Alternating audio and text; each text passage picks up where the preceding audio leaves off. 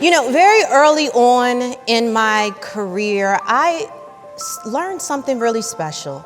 That it's not about how big the sale is, but it's how big you impact the lives of others.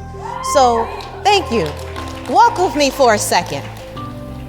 When I first got in the industry, we are a dad and daughter duo. Shout out to Ronna Holmes, who isn't here right now. And my dad brought a client in. She was in retirement. She was scared about her retirement account. She had recently been widowed a few years back, and she asked us for our help. Now, at the time, I didn't really understand. I saw it as a transaction. So we rolled over her money, we secured it, and everything was good to go. About 4 months later, that same client came back to us, good family friend, and she said, "Ronnie, the cancer's back." She said, "But I'm gonna beat it. I'm gonna fight it, and I'm going to beat it." And she did. She gave it a good fight, but God knew what was around the corner.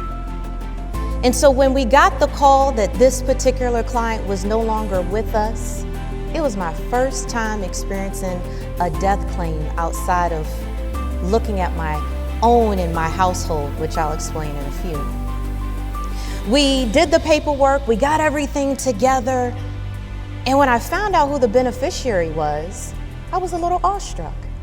It was her sister-in-law. You guys, that sister-in-law was a CNA, a nurse, right? You guys know what a CNA is, in a small town in Virginia, hardly made ends meet. That same sister-in-law had just adopted 5 of her great nieces and nephews from her great niece. That beneficiary, that death claim, allowed that young lady to pay off her mortgage. It allowed her to create a retirement plan for herself. And it started plans for all 5 of those little people to start their college journey.